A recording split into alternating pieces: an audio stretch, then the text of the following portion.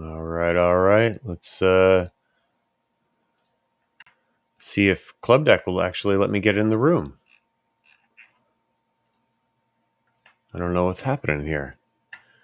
Club Deck is being a little crazy. Let's try this again. Let's open that. Now we go. Here we are. Now we're in the room.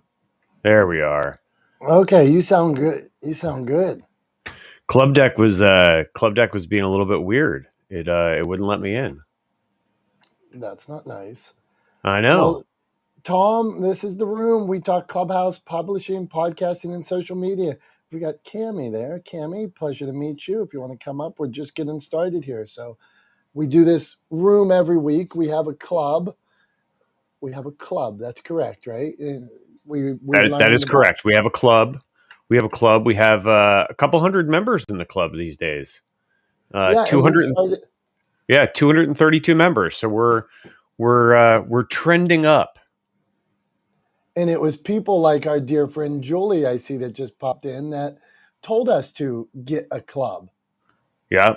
I think it was Julie and Michael. Lozier were the big proponents initially of beating that drum, hitting us in the head with that idea. And we didn't because we don't sell anything here. We're not like pitching you to buy our widgets or anything like that. So we thought it was like, even like our club is co-branded. You see, it doesn't say like Talex Media or Motivation Champs on it. It's just a place to talk Clubhouse, publishing, podcasting, social media. You started telling me Tom's a very highly intelligent guy, and sometimes he starts telling me like things he researched, and it takes me like a day to think about all that he is telling me. So, Tom, you started down this road of Paramount Accords. What is Paramount Accords? Yeah, so I'm gonna give me 1 second here. First of all, your flattery did not go unnoticed. Thank you. I don't know about all that. I don't know about how wildly intelligent I am. I just pay attention to a lot of things. So I was talking about, started talking about the Paramount Accords. I'm just pinging some folks here. And I'm glad Dr. Tachi's here, because I wanted her to be here when we started talking about this, because I think it's something super interesting. And I believe, I'll say right now, and I'll say it live, right? Because we are live as usual on Facebook and YouTube and LinkedIn and Twitter and Twitch and beyond. I will say it here live. I believe that the sunsetting of the Paramount Accords is going to change the media landscape going forward. And I think it's going to have an impact, a lasting impact, for a number of years into the future. So I just pinged a bunch of people. So now that I'm done with that, let me go ahead and sort of dive into a little bit of a explanation on what the Paramount Accords are. And then I'll go into an explication on what I think the impact is going to be. So the Paramount Accords were the result of an antitrust case that was brought against the 5 big studios in Hollywood in 1948. And what happened was, essentially at the time, the 5 big studios, which I don't remember all 5 to list off, but Paramount Pictures, MGM, 20th Century Fox, I think Warner Brothers, and RKO. I think those were the big 5. Anyway, they essentially controlled all 3 phases of the film industry. So they controlled production, they controlled distribution, and they controlled exhibition, because they owned all the movie theaters at the time too. So they had what was called, what's referred to as vertical integration in an industry, right? So they controlled everything from sort of start to finish, which meant that they controlled 100% controlled. Those 5 studios controlled every film that came out of the film industry, right? And who got to see those films and whether or not they got funded. And so in 1948, there was an antitrust case brought against the Big Five. And the end result of that antitrust case was that um, uh, exhibition in particular went to independents, right? And so we had independent movie theaters. They were forced to divest from those investments, and they no longer controlled all phases of production. And that led to sort of a revolution in the film and television industry that allowed for a lot more independent and a wider variety of productions to actually get made, right? It gave rise to the independent film industry, essentially. So, uh, those accords were still in place. Like that decision was still in place. The ruling was still in place until August of this year. So in 2020, they instituted a 2-year sunsetting time frame for the end of the Paramount Accords, right? And so in August of this year, last month, the Paramount Accords ceased to govern or restrict film studios and production houses from controlling all phases of production, from production to distribution and onto exhibition.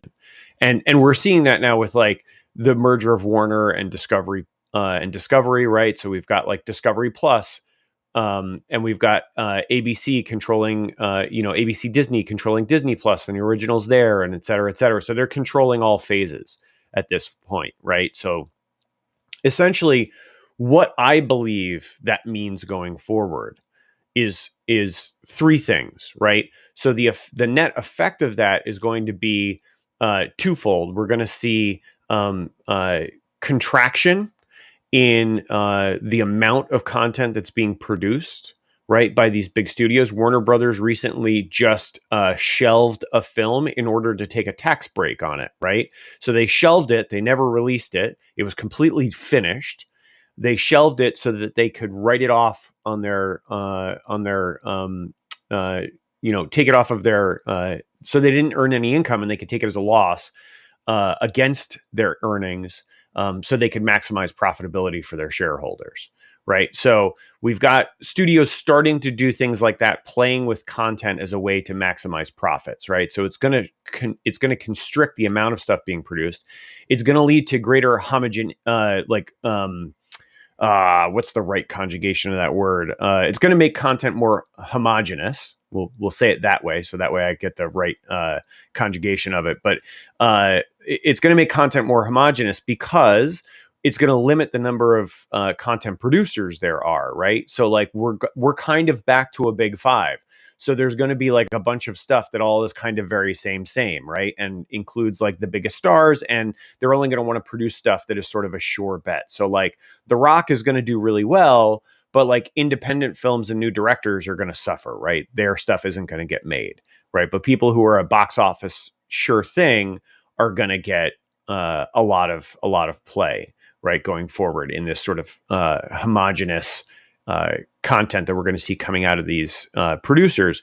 And then I think that what that means for the rest of us is, for those of us in the media space, there's going to be a gap to fill, right? Because studios are going to be focused on maximizing profits for shareholders, and they're not going to be focused on actually delivering things that their audience wants to see, right? So there are going to be huge gaps that can be filled by smaller independent producers. And I think businesses, brands, are going to be perfectly positioned to fill those gaps with content that their audience needs and wants, but they aren't getting anymore because there's less drive for big studios to listen to what people want to watch. Right. So like, I think there's a huge opportunity going forward with the sunsetting these Paramount Accords. And it's going to be years before any of this gets unraveled and set back to the way it should be. Right. So this is going to be, for the next several years, there's going to be a huge opportunity for brands and businesses to capitalize on this content vacuum that's left behind as we see constriction and homogeneity. I think you can say that in the content that comes out of sort of these big studios that control production, distribution, and exhibition of the content, of the majority of the sort of big commercial content. So that's what the Paramount Accords are all about. But it's interesting because we're seeing a shift in the media landscape, and I think it's opening up a lot of possibilities and potential for businesses going forward and brands to capitalize on that. So that's what I was hinting at. Just that brief explanation that took me 10 minutes. It's all right to get us understanding of it. I think it's good to have a Tom break it down for us the way that only Tom can break it down for us. And I am a believer as a content producer, as a publisher, who one of our things that we do is really try to control content in some aspect, like it's having control of the story so that we can share it in different ways. I believe that low cost stories, there's a lot of beautiful stories out there that could be told without an explosion. There's a lot of beautiful stories that could be told on one street or in one house. So the content we focus on when we're sharing our inspirational stories is those, if we're going to move into that realm right now, because like Tom's saying, it they want another Avengers. Avengers, the first three Avengers worked, and Johnny could talk about this. The first Thor was the biggest Thor ever. You put another Thor out, you already have a base of people. So what are these big studios willing to take a risk on? Are they? Well, yeah, Tom shaking his head. Not a lot. Nothing. They're So not taking. They're so not going to take risks. yeah. So what if we give them? So my belief is giving them content that is more affordable to produce, and that's where I hope to land in that. Where hey, well, we need a mother and a son. We need this. We need two peoples on bicycles crossing the Sahara, whatever. So okay, let's get to Dr. Tachi. Dr. Tachi, hit on this, and then Dr. Tachi, I was watching your show about unboxing, and so I want you to touch on the larger theme of unboxing, if you will. Hello, everybody. Thank you for being here, Julie, Kyle, Jackie, McB, Brian P. Swift, and everybody. Where it's the conversation. We do this every Wednesday. Who knows where the conversation is going to go? We got lots to talk about today. So, Dr. And Tachi, I've already hijacked things. yeah, you did all right though. See, we learned something. We left, and we learned if we leave right now, which everybody did when they heard that story. They, Dr. Tachi, go on. Good morning, everyone. Okay, somebody was reading my mind this morning because I love this. I am geeking and nerding out over all of this because this is exactly when I teach a film class. This is what we talk about, these types of things. So I'm loving this. So this is what I think in terms of what's going to happen. This is actually going to, because let's be clear, even before the expiration of the Paramount Accords and this Paramount decision, they were already frugal. And by frugal, I don't mean not necessarily spending money, but just frugal in terms of who they let in. Hollywood works with who they know. And if they don't know you, they're probably not going to work with you.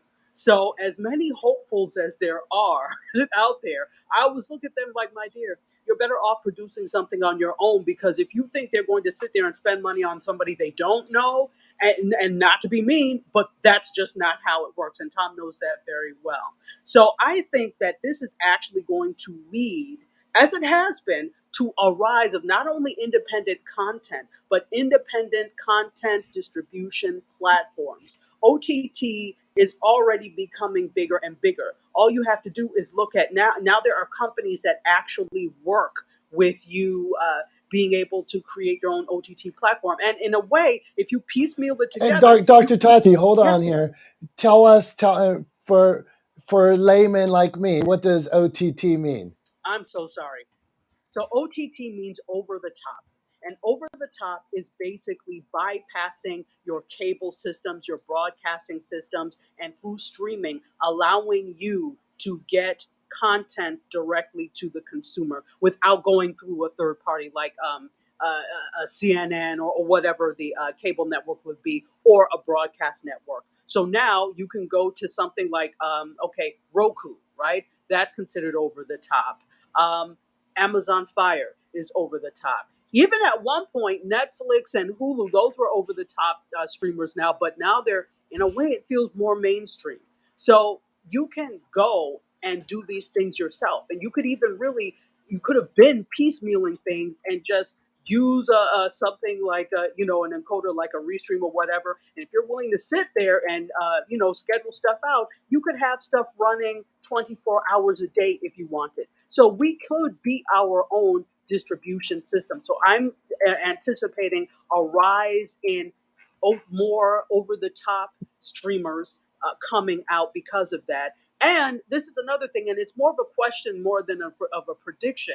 Are we willing to take less money for these things? Because the whole thing of content creation is predicated on you have to make X, Y, Z. And I understand why that is, because when we look at the Hollywood industry, it's based on unions, and you do have to make a certain amount. And I agree with that. But does as much profit need to be made? And I think that's part of the problem. And that's part of the problem also when we talk about the decline in movie houses and things like that. What was it? Regal filing for bankruptcy and all these things because of the fact that they're beholden to shareholders and they have to make all this money. But make as much money as we do and be effective and live. Just wondering. That's just a question. And I release the mic.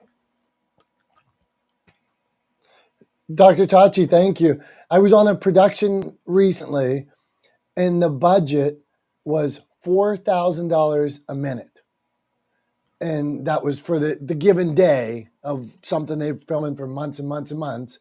4,000, that wasn't minute filmed. That was minute per the whole day long on a given day with hundreds of people there and cameras and things like that. Somebody figure that out. What's that? What's a 12-hour day at $4,000 a minute? I don't know. It's a lot of money. That's $48,000. A minute, or no? It's got to be more than that. That's a minute was $4,000. So every 60 minutes, 60 times 4,000. Oh, per minute. Sorry. Yes, per minute. Yeah, that's too much. That's what it there you go, right, Brian? That's too. What production was this? I don't want to say out loud, but it was for Paramount. So okay, because that's what is that? $4,000 a minute. That's like $240,000. Yeah, it was one of the. What is that? 4,000 a minute. 4,000 times times 60? Is that what? Oh no, $24,000 an hour. I think it not 240. No, 40. This is why we're content creators, because we can't do math. Exactly. Somebody figure that out. Somebody get your calculator out. I'm getting the calculator out. Okay, 4,000 a minute times 60 minutes. 240,000. It's 240 times. Yeah, that's that's almost $3 million a day for a 12-hour day. It's insane. So unless that's a full, that's a very large production. It's one of the biggest series on Paramount. Even then, I still think that number's too high. But that's crazy. That's what was going down the river. So, I mean, break it down. Insane, man. So whether they're telling different things but just the ballpark and what the money's being spent. Imagine what's spent on Fast and the Furious, where they're in a billion. Holy cow. Can I add one more thing? To your point, Dominick, when you were talking about everything doesn't have to be an explosion. I think that's another thing that we're going to start to see, that if you can't rely on an explosion to draw people in or extreme CGI, then we have to get back to storytelling that is compelling. And I'm not saying that those don't have compelling stories. Absolutely. All you have to do is look at Big Black Panther and love the story and everything. But I think you can still tell a story without mortgaging several homes to do that. So I think that we're probably going to see a return back to some simplicity so there'll be very few big blockbusters, but a whole bunch of simple stories that are told in one or two rooms because it's more cost effective. And that's Dr. Tachi. That's exactly the space where I see the opportunity for brands to deliver that value for audiences, tie that value to their brands, and use it to help grow their businesses. Just saying. I agree. This is good stuff. Dr. Tachi, we're coming back to you on the unboxing. We're going to go to Julie. Hey, and I will say back, Tom, on that day where it was 4,000 a minute, they spent 50,000 on snacks that day just to have a service, not even the catered lunch for the 400 people on set or anything like that, just for snacks. Insane. Julie, well, my friend Chris just commented on Facebook and said that he saw a figure of 21 million per episode for the new Game of Thrones series on HBO, which probably is all inclusive of like salaries and, you know, for the featured actors and all of that. But still, I mean, that's a crazy number. It's insane. Julie, go on. You see what we get crazy here. We talk about all kinds of stuff. Tom got us started. What do we got today? Julie, that controls all media, has so many followers. She said not followers. She has friends and networks and things like this, but there's legions of followers too. Community. Like community. I'm a Julie follower though. If she allows me, if she allows me in her community, I'm appreciative, but I would consider myself a follower. Go on, Julie. Stop. We're friends. We're friends, Tom. I have no idea. I have nothing to add to this topic, but what I do know is that I'm down with OTT. Yeah, you know me.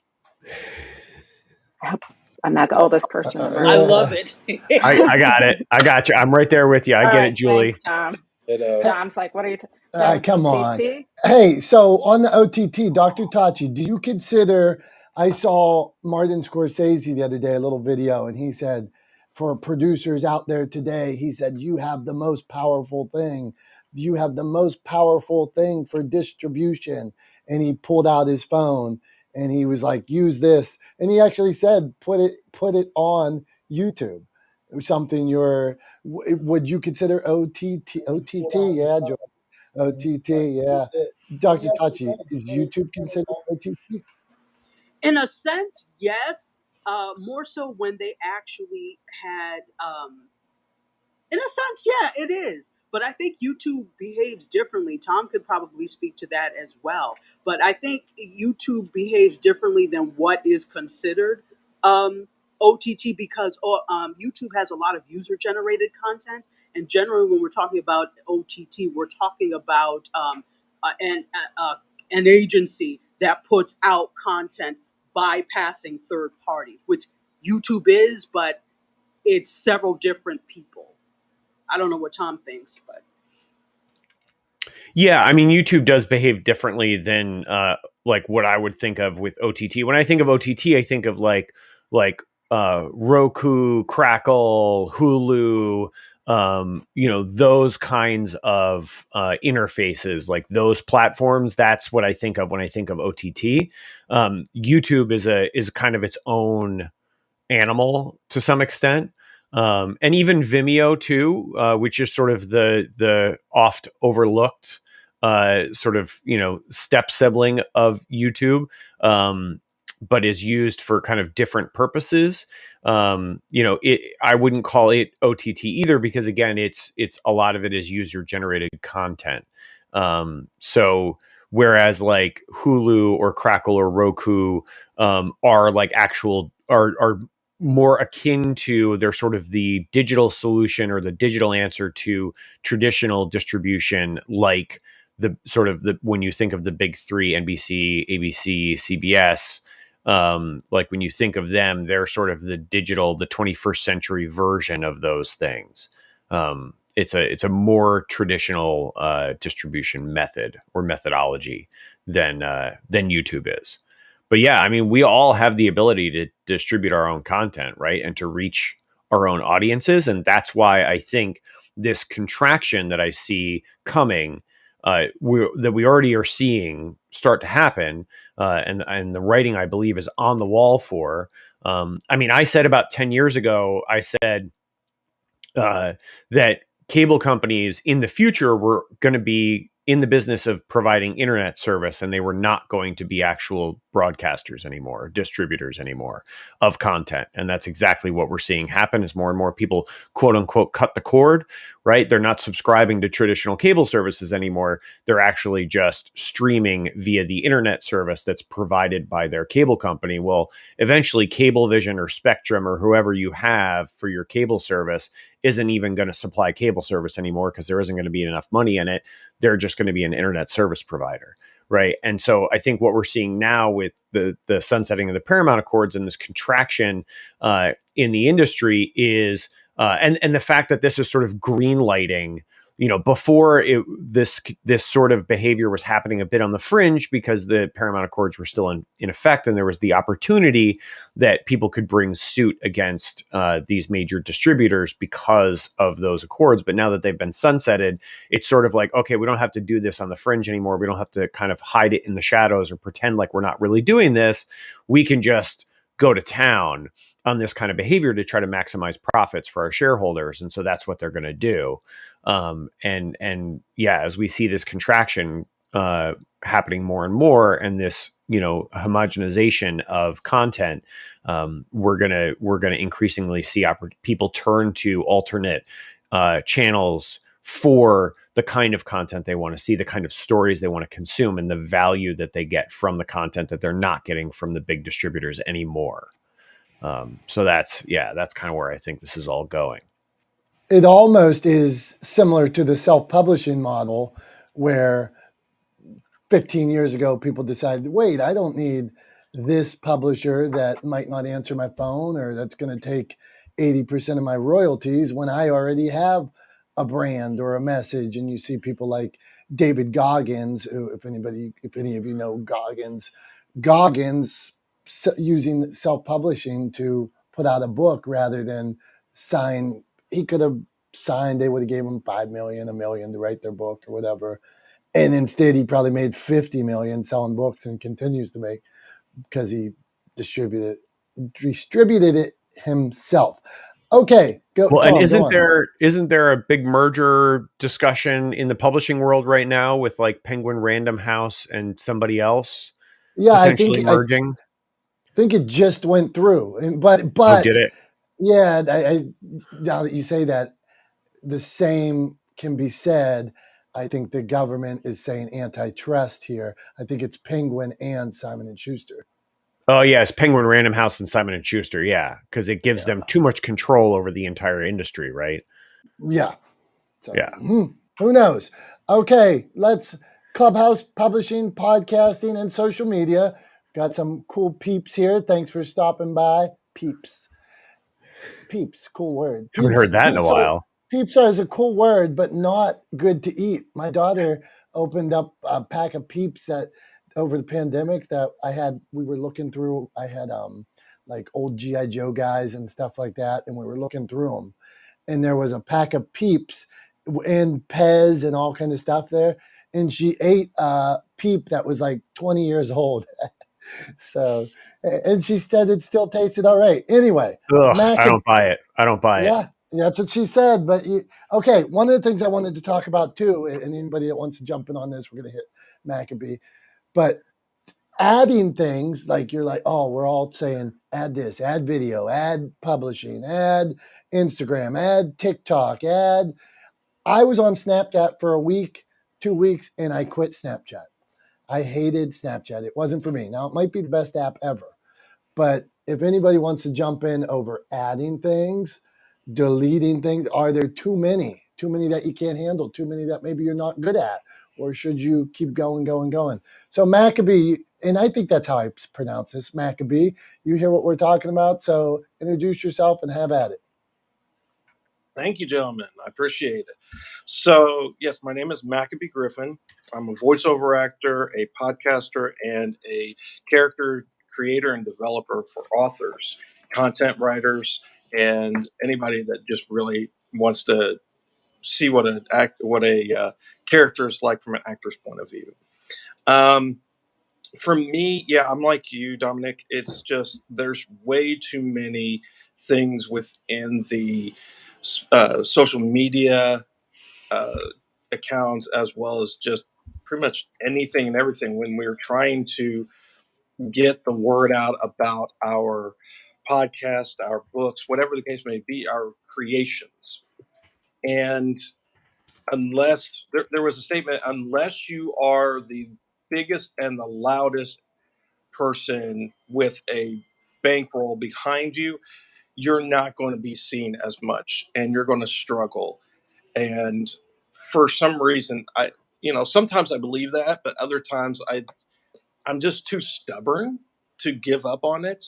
And I feel like if the story is there, and it's going to connect with people, then it's going to, as I say, go viral.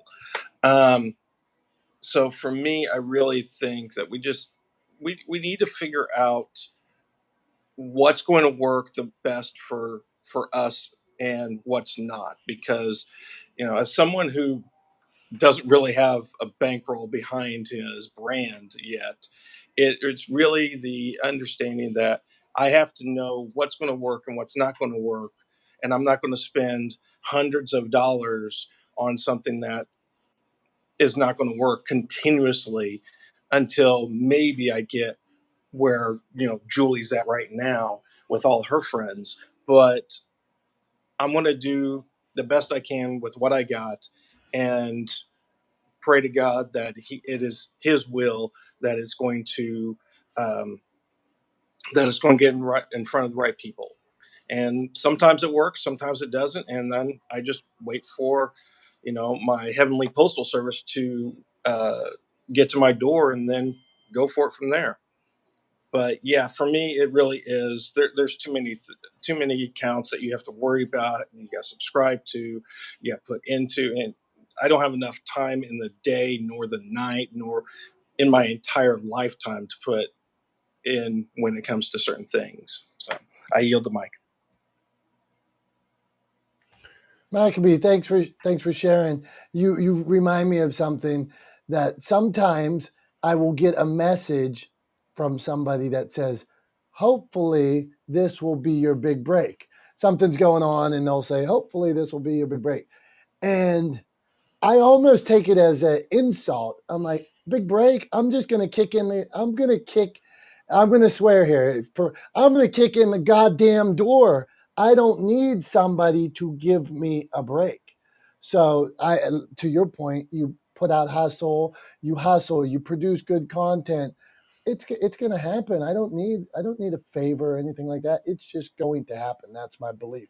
Mr. Brian P. Swift, radio host extraordinaire, author extraordinaire. What say you on all this? Well, good morning, everyone. Thanks for having me. I agree. There's too much out there. It's almost like, what's the flavor of the day? And everybody's chasing what the flavor of the day is. Um, but to some degree, you have to play some of that game. I don't believe you have to play all of it and be on everything. As to your comment, I hope you get a big break. It's not that somebody's doing you a favor always, Dom. Sometimes a good break is you kick in the right door. Not just we know that there's people like you out there that are doing everything they can, but sometimes we still need that break. As many doors as you kick in, you still have to kick in the right door, and sometimes it is a break. So it's not necessarily a bad thing. Okay, Brian, that's a good take on it. That I should just receive. They say when you open up if somebody gives you a blessing and you don't receive that blessing, you're actually taking it away from the other person. So I receive what you're saying, and I will do a better job when somebody offers me a compliment like that. At least I'll try Definitely. to. And it's too, I got in a little bit late on talking about this OTT, new ways of getting your brand out there and producing movies. I think the door's opening more and more. I think Hollywood in the last 5 years hasn't done itself any favors with with a lot of stances they've taken. Um, I hear less and less people rallying around nights that there are all the, everybody used to watch the award shows, and you're just seeing less interest in it, less people taking the time for it.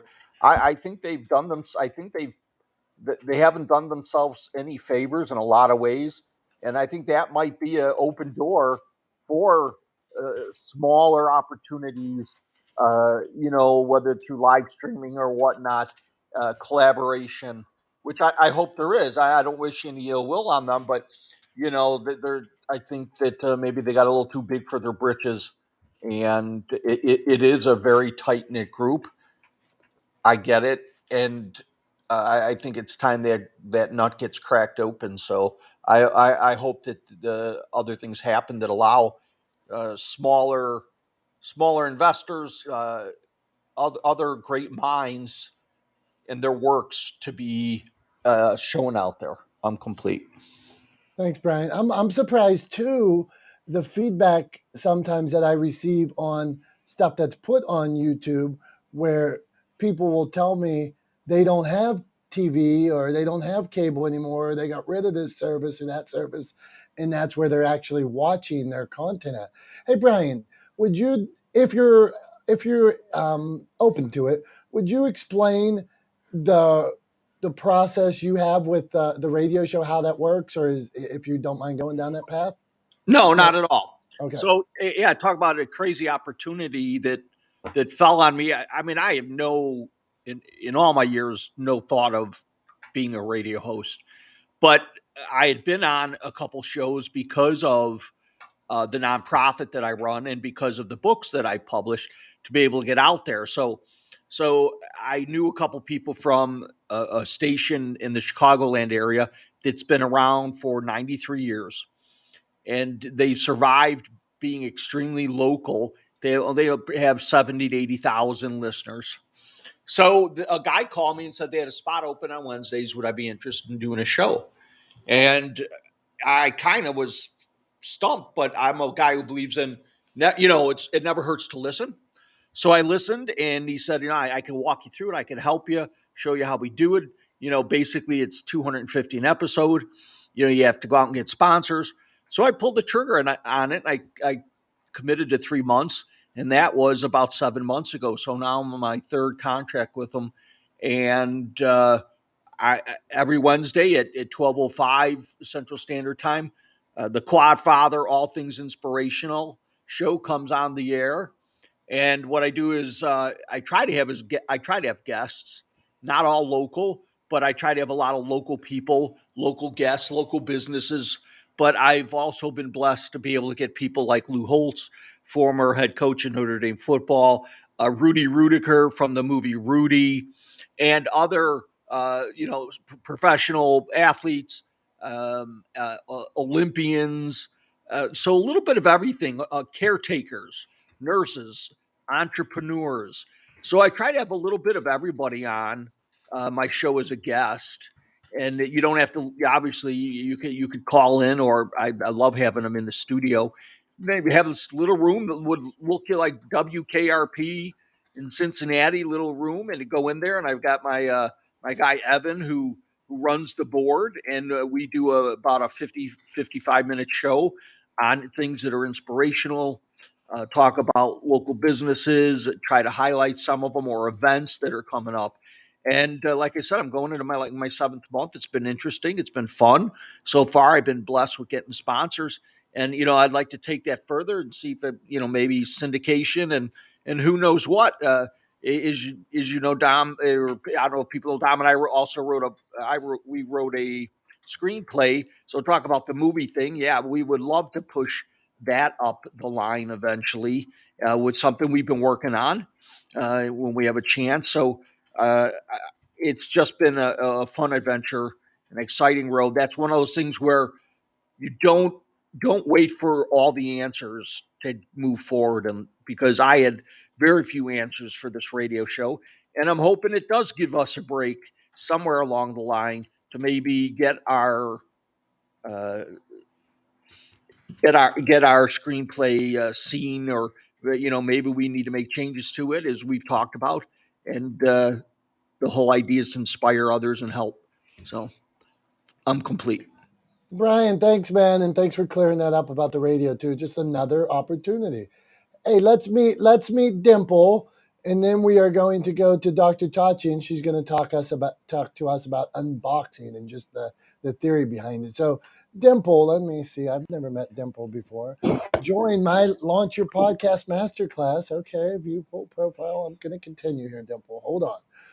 What can I help you with? Website design, SEO, market strategy, Instagram coach, podcasting, mesmerizing marketing. Dimple, welcome. How are you doing today? What do you got for us? Yeah, good. Thanks for having me. Yeah, I'm Dimple. I'm the host of the Mesmerizing Marketing Podcast. Hey, hold on, Dimple. Your voice is really light. Maybe, yeah, Oh, hold on. Is that better?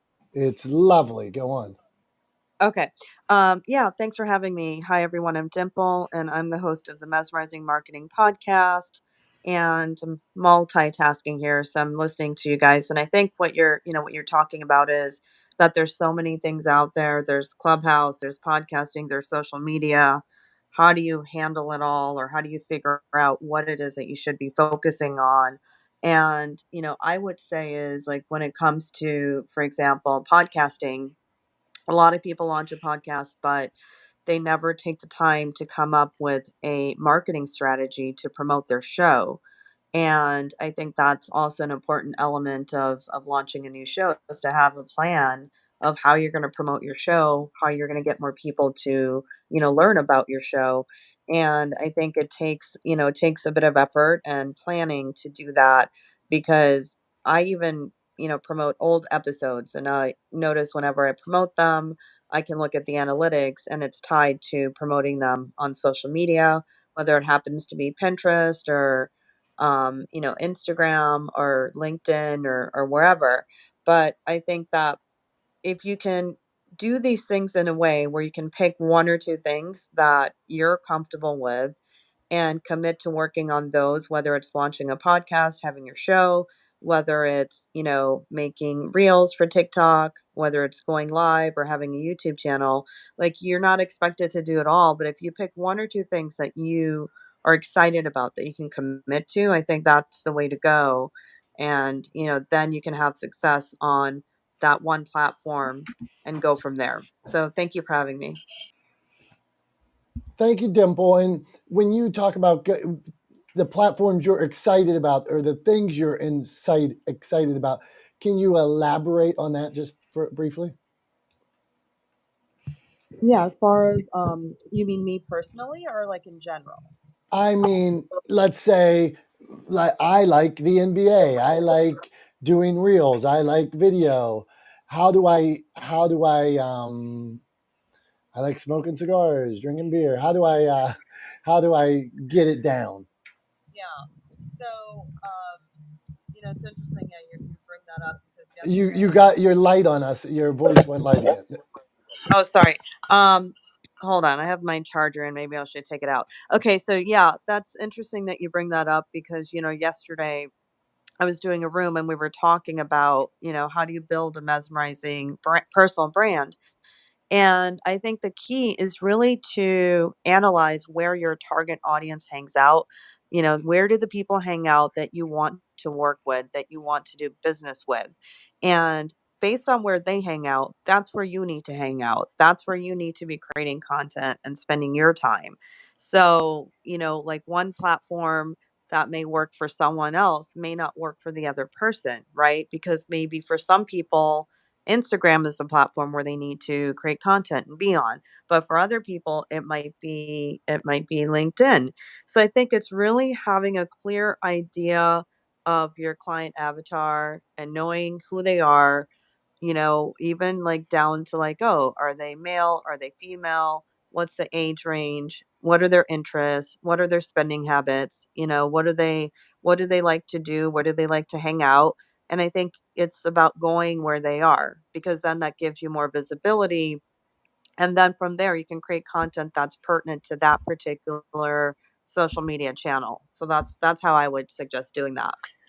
I'm gonna jump in here and kind of echo what Dimple's saying, but I want to take it one step further, and I want to be I want to be very clear. I'm going to give you a 2-step process for doing this, right?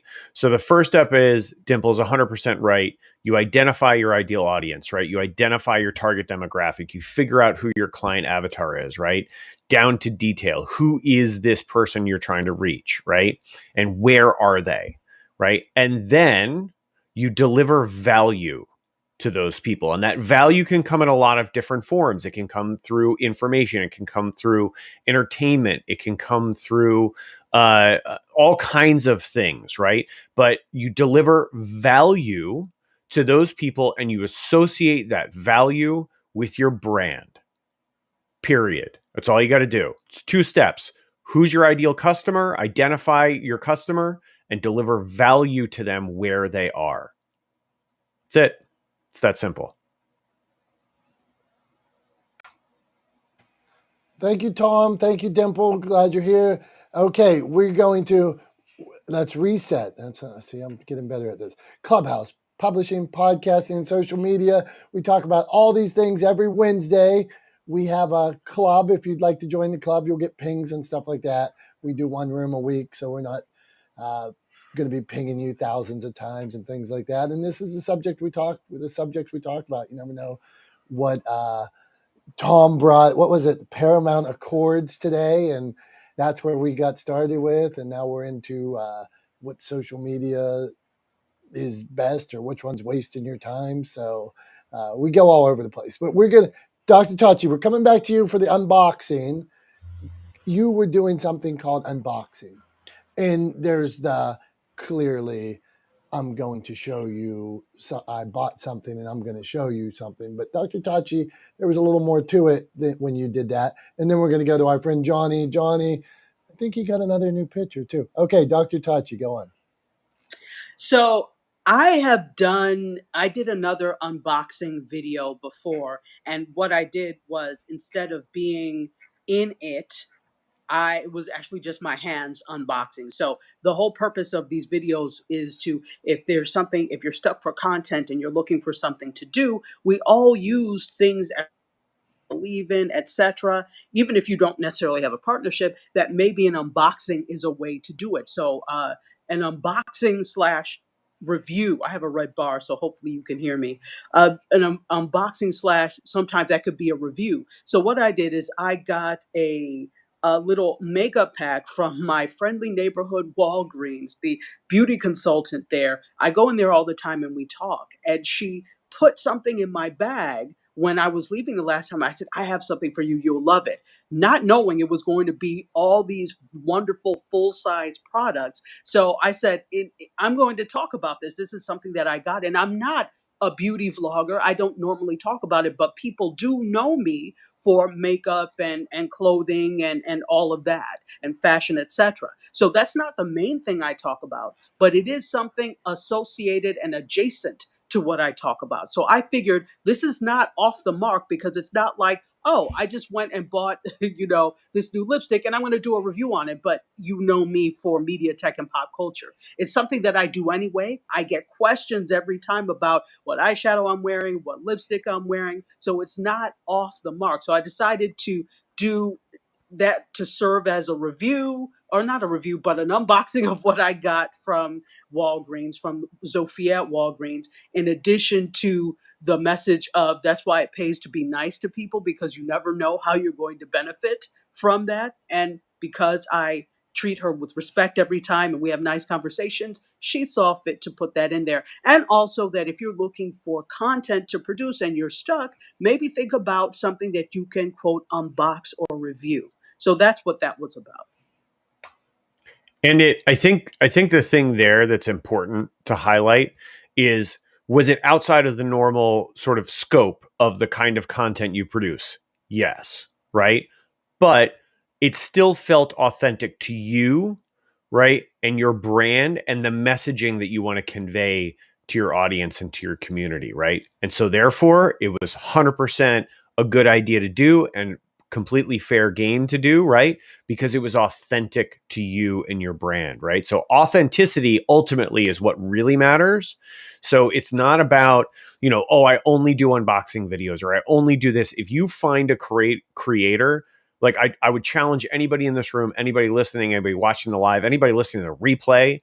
I dare you to find a creator that has only ever done one kind of video or one kind of piece of content. They don't exist, right? They all branch into different things. They touch on different things that all feel authentic to them. So if it feels authentic to you, if it's authentic to you, your brand and your messaging, it's fair game. Don't feel like you can't do it because you don't typically do unboxing videos, right?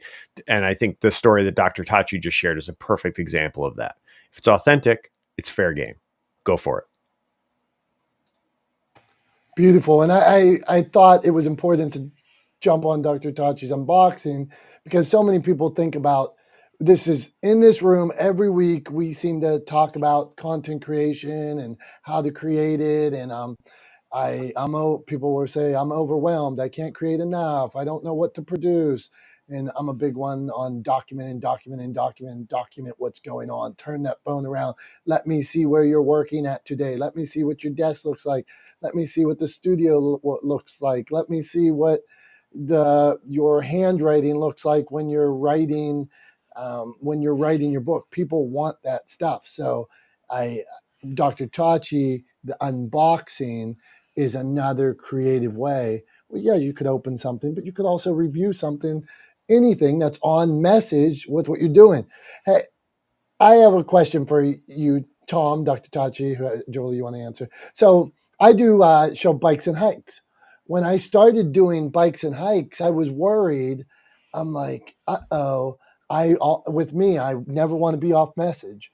Right. And here's a person I try to share inspiration, help other people share inspiration. And at first I'm like, is this too far off message? But then in my mind, I'm like, no, we're going out, we're living life, we're having fun, we're laughing.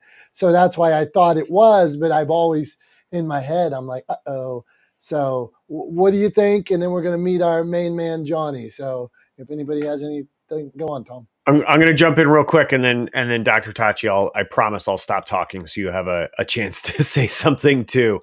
But my first thought is like, look, I have my whole methodology, my whole system that I've developed, the strategy that I've developed that I call legendeering is all built around creating content that is not about your products and services, right? That is not directly related to your products and services. So I 100% think that, again, bikes and hikes is related to what you guys are doing. The exploration you're doing is encouraging people to step out of their comfort zones, to look around, to take in the world around them, and to be motivated and inspired by the things that are in their backyards, right? And that's perfectly on message for you and your brand with Motivation Champs. And while it's not directly related to specifically the work that you do, right, it's providing value to an audience that is also the audience that could be your ideal customer, right? The type of people that enjoy that content on bikes and hikes are the type of people who might also be potential clients or referral partners for Motivation Champs. So I think it's 100% like perfectly aligned with what you're doing. It again, like businesses often think very linearly when it comes to content, right? Because they're thinking about like their content is a brochure for their product, right? Or their service. So they've got to it's all information driven for a lot of businesses. It's who we are, what we sell, how much it costs, how to get a hold of us. Here's our phone number, here's our address, here's our website, and it shouldn't be about any of that really. It should be about delivering value to your community first, right? And then tying that value to your brand. And if you do those two things well, then the content will be successful for you long term, right? People don't need to be beaten over the head about what you sell and how much it costs. They have to care about you and your brand first. And then you have to provide them with the opportunity to act on that emotional attachment to your brand, right? And that's what tying that content to your brand does. So that's what I would say on that. I think bikes and hikes makes a ton of sense for you to be involved with. Dr. Tachi, what do you think? Again, I am co-signing on everything you say. It shows your humanity as well. This is something that you're interested in. we could go and follow a droid or a robot if we want somebody who's only going to speak about one thing. And like you're right, Tom, many businesses and many people think about things linearly, whereas if it's not 100% related to what I'm doing for business, then it's off brand. And this is something, from the research world. Whenever you're going to, you have a research question and you're looking to conduct some research, they always ask, when you're looking for your literature review, students would always say, well, I can't find an article that's exactly like what I want to do. And I always tell them, it doesn't have to be exactly what you're researching. It could be something adjacent. So if you're looking at women and their propensity to buy makeup because of television commercials, or like Asian women, if you can't find an article on Asian women, you can probably find an article on women or something else related, or even men, whatever the case may be. But you can find other things that lead to it. So my point in that is saying that it doesn't have to be 100% related to what you're doing, because you can make it applicable, and then it also shows your humanity that you do other things beyond that somebody who also likes what it is that you're doing, that likes bikes and hikes, they're going to latch on to you. And there's that whole halo effect. Well, if this guy likes bikes and hikes, he must be good in other things he does, because that's how we think. So I release the mic. All right, you guys are getting a link. Johnny, we're coming to you. And then Julie, Julie has been putting out she puts out great, you talked about giving value, Dr. Tachi. So she's been putting out these almost like newsletters, and they're so informative that I find myself making sure I share them with everybody I can. So Johnny, it looks like you got a new picture. It's not the one day he had Fruit Loops behind him. Let's zoom in on this. He's got his own gear now too. Look at this, back of the cereal box gear. Okay, Johnny, what's happening, my friend? Good morning, friends and foes. And Dom, you're not paying attention. I've had that picture for now 2 weeks, and I've had that hoodie since the very beginning of Back of the Cereal Box. What's going on, man? Are you getting senile in your old age? I gotta up my social media to 9 hours a day. So go on. So here's the thing. For those of you who don't know me, I am a multidisciplined entertainer and storyteller. I'm a magician, author, and podcaster, host of the Back of the Cereal Box podcast, among other things. But talking about social media, I always recommend that, people, yes, they find what works best for them. Exactly what has been said is that you discover where your audience lives and focus on that. My audience is on Facebook. And that's where we're getting engagement. That's where we're getting views. I can post the exact same thing on the exact same video, a short, on TikTok, on YouTube, on Instagram. YouTube will get maybe, 100 views. TikTok, maybe 45. Instagram, maybe 25. But on Facebook, close to 1,000. That's the difference. However, and I wish I could just quit all of the other social platforms and focus only on Facebook, because that's where my return on investment is. However, that's where my audience is, but the people I want to collaborate with, the other podcasters, the other content creators that I would like to work with, are on Instagram. So I have to be there to have a presence. I hate Instagram. I don't think I don't find any return on investment. I don't like creating for it, but that's where people that I can collaborate with live, not my audience. So I'm trying to think of ways to completely change what we do on Instagram away from being audience driven to collaborator driven.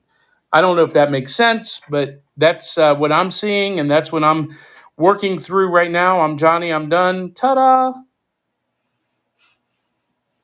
Johnny, man, thank you. I appreciate it. And what are your thoughts, just as a group here, on Instagram no longer being really a photo app? Have you guys, and meaning, I don't go on to TikTok and not make videos, right? I'm on TikTok. I make videos for TikTok. I love TikTok. I like it. It's cool. I get it. It's right.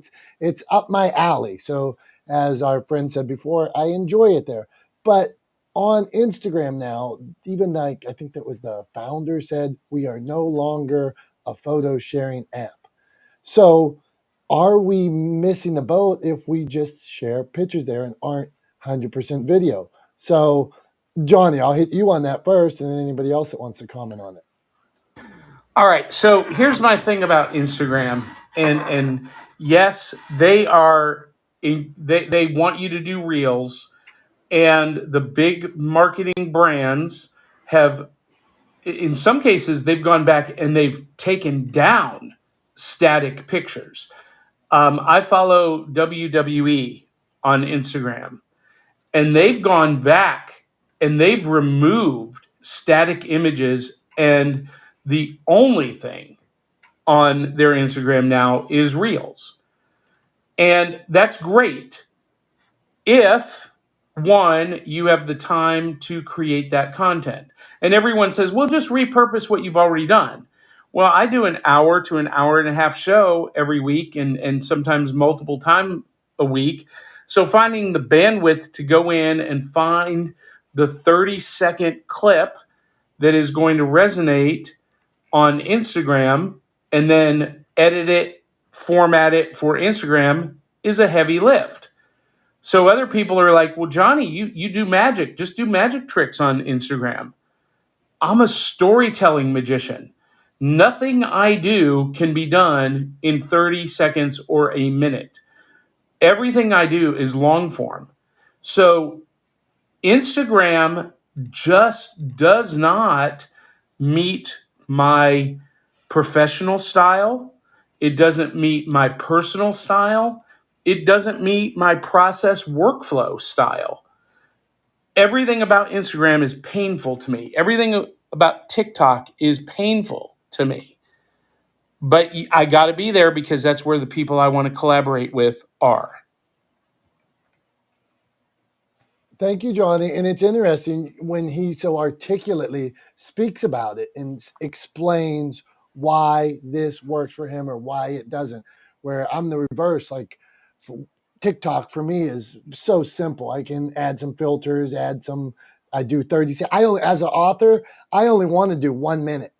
Like, because I write, 50,000 word books or whatever, help people. So I don't want to give you the full story. I never want to give you the full story, except I'm giving you clips, short, whatever, antidotes, antidotes. We learned about that word one day. Anyway. All right. So, okay, Julie, you need to tell us, because I threw you under the bus, the articles you are putting out, writing, I'm presuming, but I know sometimes you work with services too. So, Julie, explain that, and they are brilliant. So I'm giving you credit otherwise, and then we're going to go to Tracy and anybody that wants to jump in, flash your mic, whatever. But Julie, go on. Thank you, Dom. That was so nice of you. And to be honest, I had this moment where I was just banging my head. I'm like, I spend way too much time doing all these things on social media. Yes, it's necessary, but the ROI isn't there, at least for me. And what is the thing I know I can do well and I love to do? I love writing. So I decided, was very decisive, to pitch myself to magazines. Instead of spending this energy, I feel like I was just toiling. And sometimes I just get caught up on it. And I think people are told, the more you do, and it's addictive, the more you do, the better, you'll become an influencer. You're an influencer with 1 follower. So I pitched myself. Now I'm writing for Entrepreneur Magazine, which I think has a lot more gravitas than doing something, writing a post on Facebook. I think I'm also a contributor now to mindvalley.com. It's just, where do you put your energy?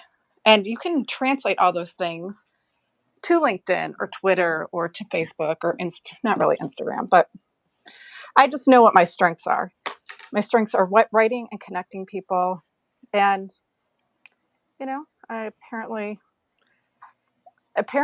and I don't want to sound like I'm bragging, but apparently, like the editors thought I was a good enough writer to be a regular contributor. So, and then you can use, one thing you can use is this tool called Deliver It. If you are doing podcasts and blogs and have an RSS feed, you can use I think it's dlvr.it.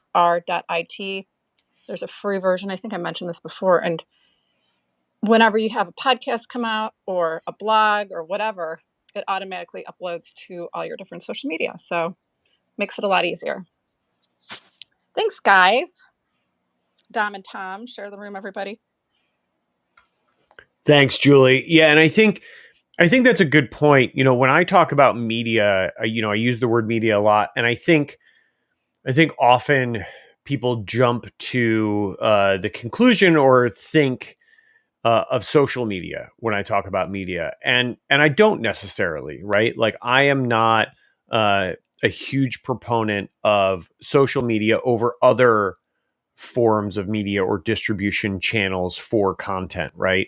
So I 100% believe that you should seek out the distribution channels that work best for you, that are authentic to you and your brand and the kind of content you create for the community that you serve, and not. Can I add just one more thing, Tom, really Yeah, quickly? go for it. Yeah, get in there.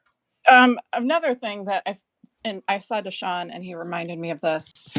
Another thing is, you cannot forget about Google, and you need to have a Google business. I think that's the most important tip I could give anybody.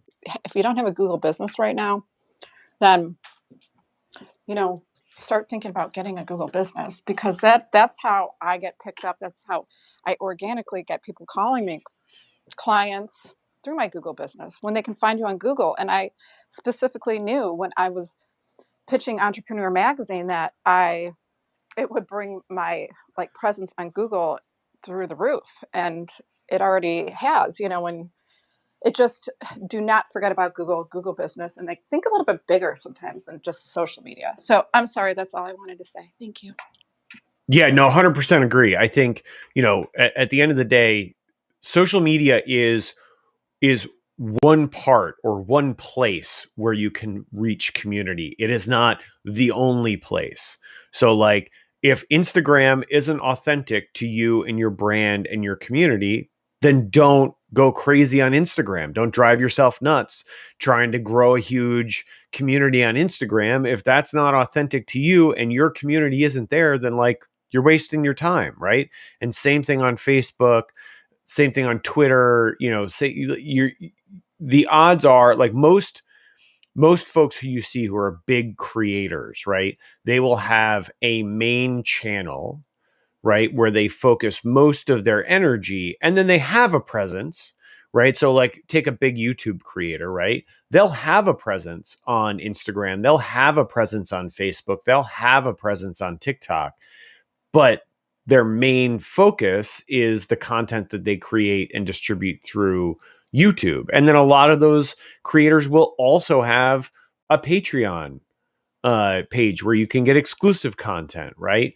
So it's about, I think, as a creator, as a brand, it's important to have an omni-channel presence, to be present on a lot of different media channels, even if your focus is just on one, right? So be present, right? Distribute on a bunch of different channels, but, like, make that as streamlined a process as possible, and then focus on your main distribution channel where your community exists, where they live, where they spend a lot of time, right? And, for Johnny, that's Facebook, right? but it's not necessarily going to be Facebook for somebody else or a different brand or a different content creator, right? So like it depends on who your community is and where they live, but I think it is important to have a presence on a lot of different channels. That doesn't mean you have to spend, hours and hours and hours of your time trying to build a following on TikTok. If TikTok isn't really your audience, but you should and to Julie's point, the more places that your brand exists on the internet, right, the more opportunity people have to find you organically or via search, right? So the more places you exist, like my business, if somebody Googles Talex Media, they're going to get a whole page of results, but it's because I have a presence on Facebook and YouTube and Instagram and and TikTok and LinkedIn and whatever, Twitter, right? So and Twitch. So you'll get a whole page of results, but that's because I have a presence. Now, do I spend hours every day on all of those channels? Absolutely not. Right. So there's value in it, even if you don't put a ton of effort into each one of those channels.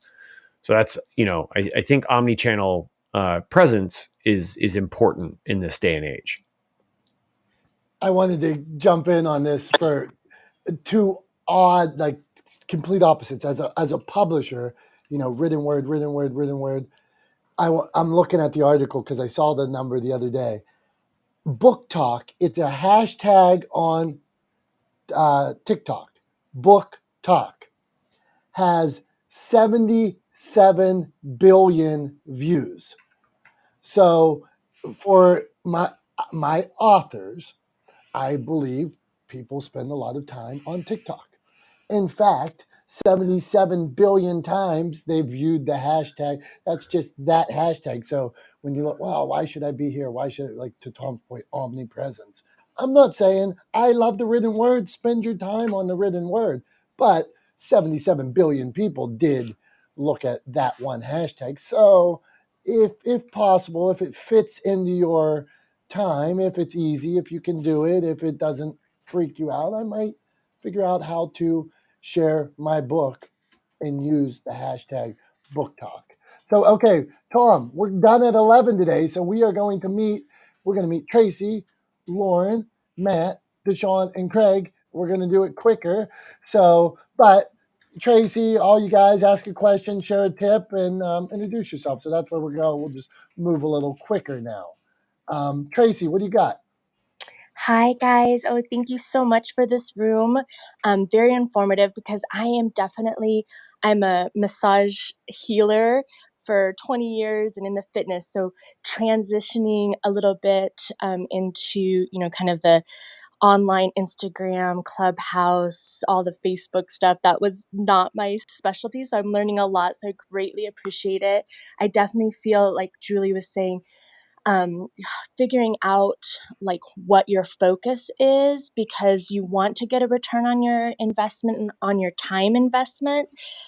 So that's kind of where I've been struggling, trying to figure out, because when I first started about a year with my business Bodies and Mama, I started on Instagram, and of course it was all like photos, so it was kind of easier because I'm a mom and I take care of my sister who has CP, so I didn't have a ton of time, and now it's like all the videos.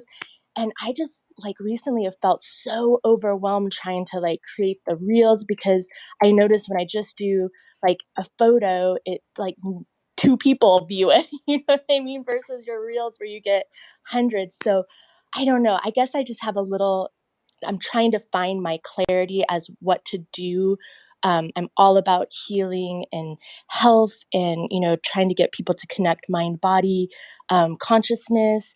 So this has been a great room. I love all this information. I don't know if you have any like advice as to, I haven't gone on TikTok only because like I just felt overwhelmed with all like the video stuff. I don't know if repurposing videos is the best thing, if that's what you would recommend. Dominick, Tom, Julie, Johnny. Facebook, I feel like it's mostly like my friends and family. I haven't created just like a group for that. So I feel like they support me, like, yay, cheerleader, but they're not really into, purchasing product or stuff like that. So, and then a lot of my time is spent with clients because I still have a pretty big massage business that I do. So, and I do love that. Like, that's my total passion. I love helping people heal. So I just feel like just a little chaotic and trying to figure out where to focus the time that I do have on, developing my brand and creating a community. So any advice would be great. Thank you so much, guys. I think, I don't know if you were in the room earlier, Tracy, when we were talking, but with Dimple. But basically, I think I'll say again what I said then. It's a two-step process, right? You identify your ideal community, the community that you want to serve, your sort of ideal customer. You identify that avatar, and then you deliver value to them where they are, right? So that value comes in a lot of different ways, but I think as long as you kind of follow a process that lines up with those two steps, then I think you're going to end up in the right place. And remember, this is a long game, right?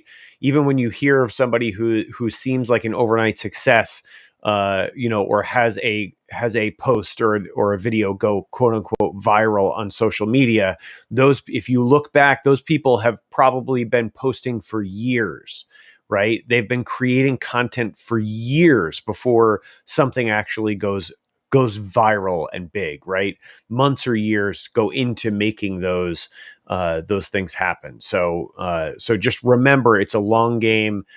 It's about delivering consistently for that community and building trust through that consistency. So just, you got to keep moving forward and delivering that value to your community. Hey, and I want to just jump in here real quick, talking about posts or things going viral. And Tom's absolutely right. Sometimes people labor for years before something hits. But here's the other thing. Don't put all your eggs in that basket, because I've had posts go viral on social media, over 2 million views on one post, and then the next one, 14. So just because something goes viral doesn't mean you're going to stay viral. So don't put all your eggs into that basket. That would be my one thing. Yeah, Johnny, I'm there with Johnny on that one. There's times where you get all those views and you're like, yes, you're watching the views roll. They roll by thousands or tens of thousands. And you're like, wow, this is so cool. And I will tell you, those videos that I've had that hit those numbers, higher numbers like that, they weren't my best videos. They weren't the videos that I cared the most about. They weren't the videos that somebody commented and made the most impact. So it's almost probably just lock nature, the right time, right place. But the best stuff was the stuff where somebody called you up and said, hey, because of this video, I did this or this or this, and those ones. So Tracy, my answer to your question is put out the content you believe in, make a difference. Even if it's one person, you made a difference in one life. If it's 2, more power to you. If it's 5, wow.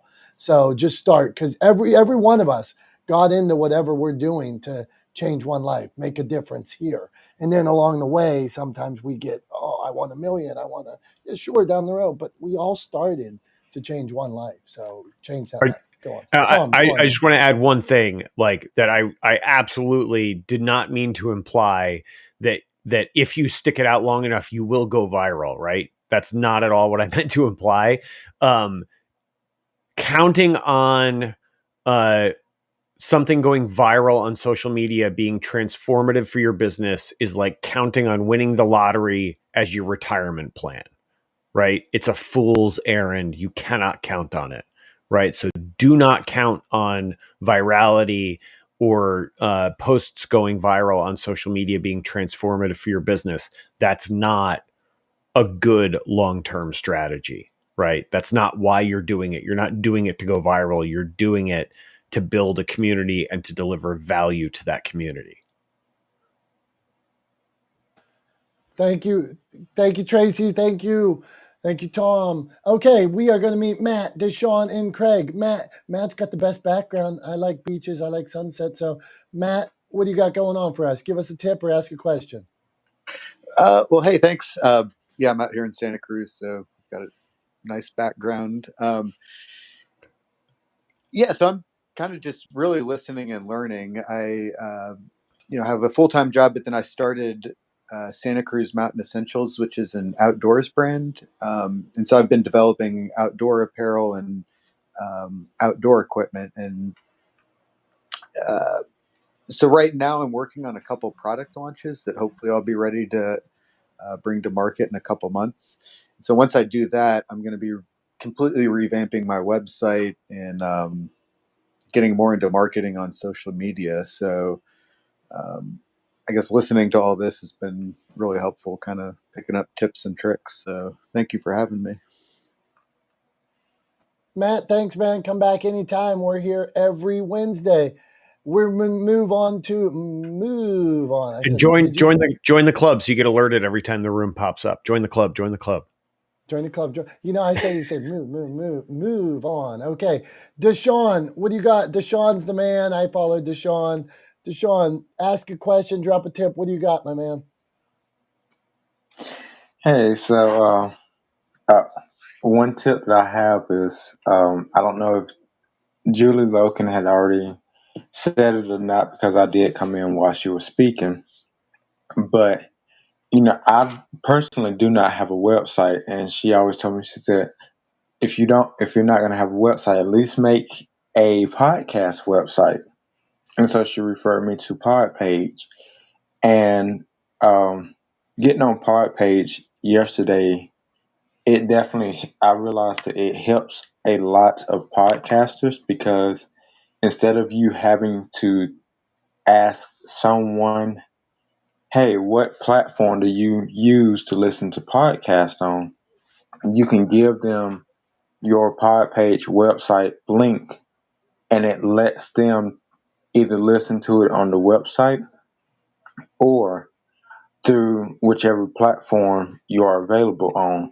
And you can literally post each platform on that website. So, like yesterday, found out that the podcast was on 25 different platforms, which was exciting.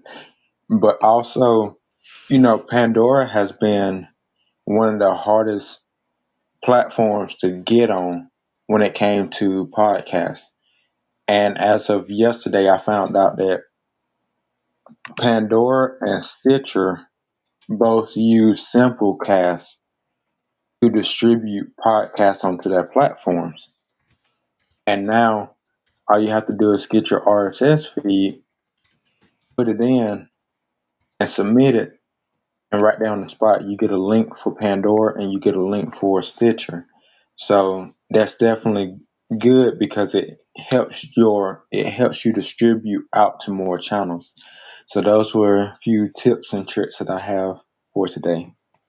Hey, Deshaun, we appreciate them. Every one of those tips helps. And if somebody leaves this room and they pick up one thing that any of us said and they're able to add that to their repertoire, well, I think maybe we did a good job today. We did all right. So let's meet our friend Craig, and then I like to be lazy at the end. I like to put all the pressure on Tom. I like to complain that I've talked too much. So we're going to meet Craig. Craig, nice to see you here. Thanks for stopping by. I'm going to push follow. Look, I push follow. I now follow. I try to follow everybody. So Craig, hold on here. I love helping others understand content marketing. That's what it says. Craig, introduce yourself, ask a question, or drop a tip for us. Go on. G'day everyone.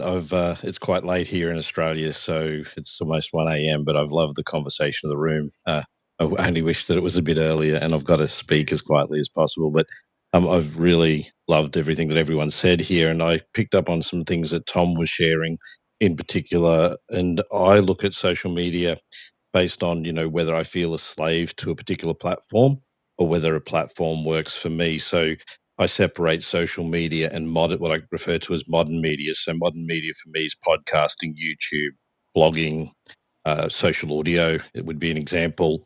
And platforms that work for me are things like Pinterest and Reddit, because they're found, they're searchable, and people can save the content that you create, as well as YouTube and podcasts and things like that, because people are searching for those things. Whereas with, your Instagrams and your TikToks and Facebook, you're constantly a slave to those particular platforms. So, modern media for me is a democratization of what we know as traditional media, which is your newspapers, which is replaced by blogging today, your radio, which is replaced by podcasting and spoken word audio, like audiobooks today.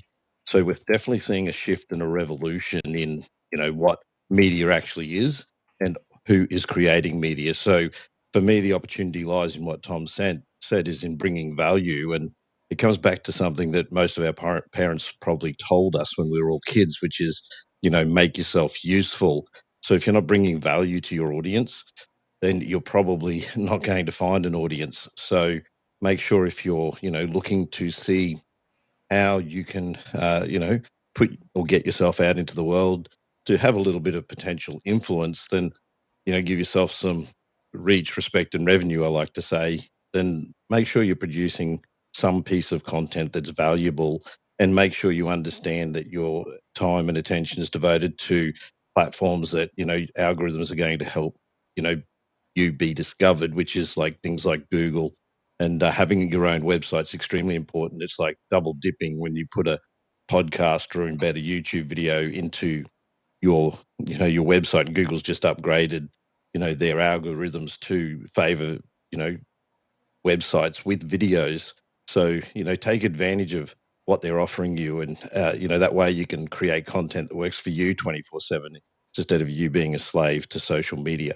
So thanks for the opportunity to speak. I have been in these rooms before, but they're quite late. So I appreciate the opportunity.